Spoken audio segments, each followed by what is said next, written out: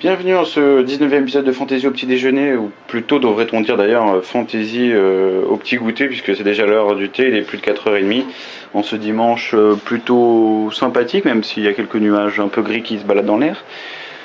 Alors, c'est le dernier jour du mois d'août, c'est bientôt septembre, c'est bientôt la déprime, c'est bientôt la rentrée et le boulot qui revient en force. Alors pour célébrer cette rentrée, puisqu'il y a aussi en France une rentrée littéraire, messieurs, dames, on va parler d'un bouquin classé en littérature générale, qui vient de sortir chez Actes Sud, le roman de Laurent Godet qui s'appelle La Porte des Enfers, qui est un des livres, à mon avis, les plus importants de cette rentrée, du moins d'un de ceux dont on va le plus parler et qu'on va vendre le plus. Pourquoi littérature générale? Vous allez voir dans l'histoire que finalement c'est pas si loin de nos préoccupations merveilleuses, et puis c'est aussi pour montrer au monde entier que le lecteur d'imaginaire que je suis, que vous êtes, que nous sommes tous, est tout aussi capable de tourner son regard vers la littérature générale, de la bonne littérature entre guillemets, et de lire autre chose que ses aspirations premières, alors que l'inverse est beaucoup moins évident. Laurent Godet, vous le connaissez peut-être, il est connu parce qu'il a eu le prix Goncourt des lycéens pour un de ses premiers romans, non pas son premier, mais un de ses premiers qui s'appelle La mort du roi de Sangor, qui était un hommage au récit homérique, et qui était, ma foi, fort sympathique et qui montrait déjà un potentiel chez l'auteur dans une sorte d'imaginaire. Et aussi, il a eu le Goncourt, carrément, là, pour son roman Le soleil d'Escorta, qui était un très très bon roman, dans une ambiance italienne qu'on retrouve dans La Porte des Enfers, puisque c'est un roman qui se passe il y a à peu près 20 ans de cela, dans les années 80, à Naples, et qui met en scène un personnage qui s'appelle Matteo. Matteo est chauffeur de taxi, il est marié à Giuliana, il a une vie très calme, plutôt honnête, et il a un petit garçon de 4-5 ans qui s'appelle Pippo. Et un matin, il emmène Pippo à l'école, mais c'est le foutoir, la ville est chaotique, c'est Naples, rappelons-nous. Les bouchons sont partout, le marché est là, c'est le bordel. Il décide de sortir de la bagnole, il est pressé, il a d'autres choses à penser, il embarque quasiment de force son gamin par la main et le traîne dans les rues de Naples pour essayer de rejoindre sans être trop en retard l'école. Et voilà qu'au détour d'une rue, il y a des coups de feu qui éclatent, des bandes rivales qui se tirent dessus, et des balles volent, et une balle va atteindre son fils qui va mourir sur le coup. Et voilà notre Matteo, quasiment responsable de la mort de son enfant, qui est rongé bien sûr par le deuil de son petit garçon, mais aussi par le remords et la culpabilité, puisqu'il est là, si j'avais tourné à gauche, il allait à droite, si j'avais resté dans ma bagnole, etc., etc. Et il va pas vraiment être aidé par sa femme, qui, vous l'imaginez bien, est totalement dévastée, et qui va réagir d'une façon extrêmement violente.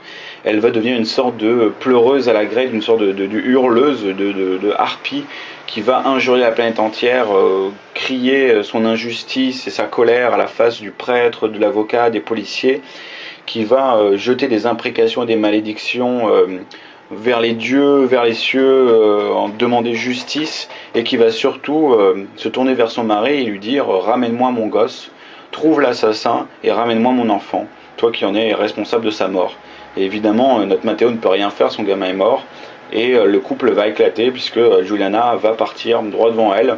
Elle va tourner le doigt à son mari, tourner le doigt à son petit garçon qu'on vient d'enterrer, et jamais plus elle ne remettra les pieds dans Naples, jamais plus elle n'ira sur la tombe de son enfant, et jamais plus elle n'adressera la parole, ni ne verra, ni n'appellera son mari qu'elle aime pourtant. Donc voilà cette situation très dramatique, notre Matteo qui est dévasté, et qui erre dans les rues de Naples la nuit au bord de son taxi, dans une sorte de trip à la Taxi Driver, qui voit toute la bassesse et la perversion de cette ville la nuit, et qui va finir par tomber sur un groupe d'individus plutôt hétéroclites et particuliers, une transsexuelle au grand cœur qui s'appelle Grace, et qui va l'emmener dans un café qu'elle a l'habitude de fréquenter, où il y a une bande d'individus. Il y a par contre le patron qui s'appelle Garibaldo, et Garibaldo c'est un patron de café exceptionnel qui est capable de faire un café, voilà, nous on fait un thé par contre, un café pour toutes les occasions, c'est-à-dire que quel que soit le moment de la journée, quelle que soit votre humeur ou ce que vous avez envie d'avoir, il va vous faire un café spécial à base d'épices, une torréfaction particulière.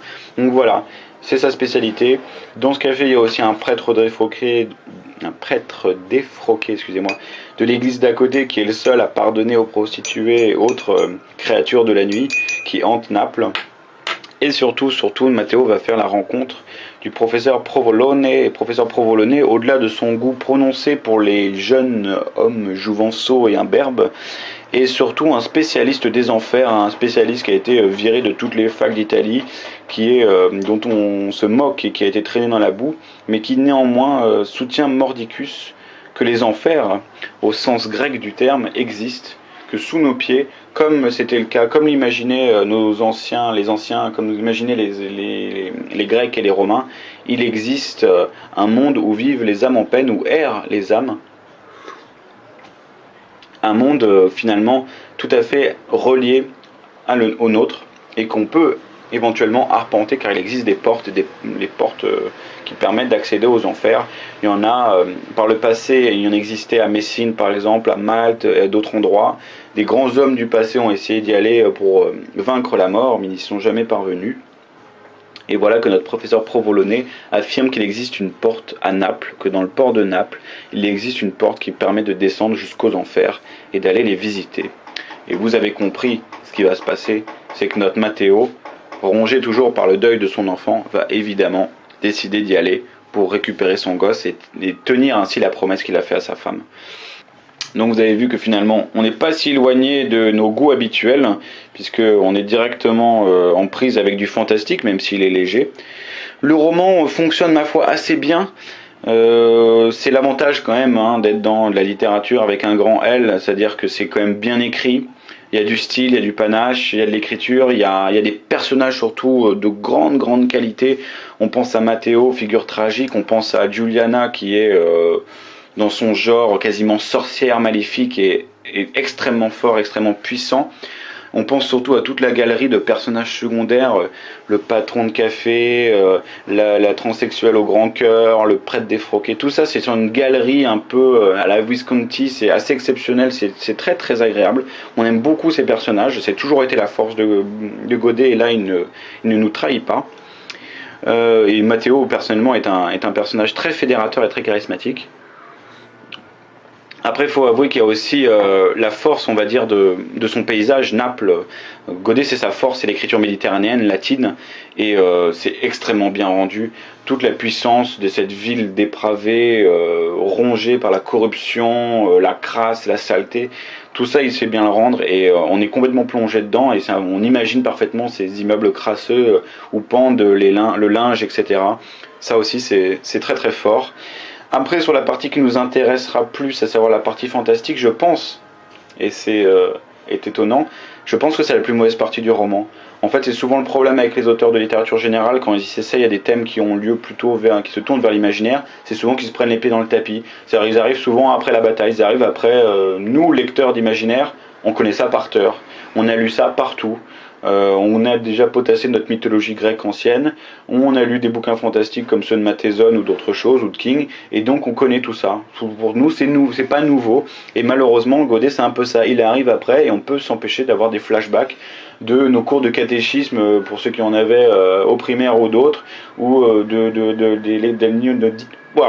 ou de nos différentes lectures de Dante, des cercles des enfers, etc. Donc voilà, on est dans du connu. Ça reste pas mal, mais franchement vous ne serez pas bluffé par ce côté-là, et c'est un peu dommage, il aurait manqué un soupçon d'originalité. Et puis on fera rapprocher aussi une fin un peu bizarre. Le roman est construit en deux parties, puisqu'on suit aussi le destin d'un homme qui 20 ans plus tard va vouloir se venger.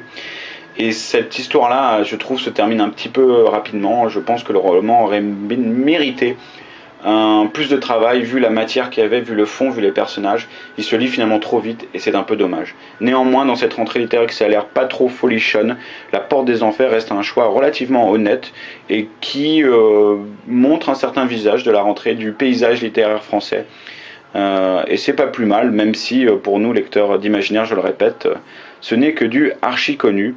Il est intéressant de voir ce qui se passe ailleurs, et chez le voisin en tout cas.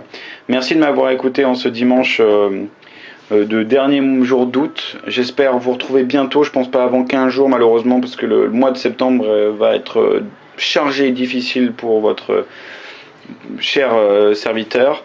Mais rassurez-vous, on se donne rendez-vous bientôt, et promis avec un vrai roman de fantasy.